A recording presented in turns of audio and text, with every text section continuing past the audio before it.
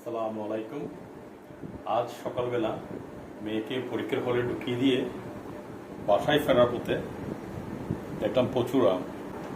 আমওয়ালা তার আমের পসরা নিয়ে সাজিয়ে দাঁড়িয়ে আছে আমাদের বাসার সামনে।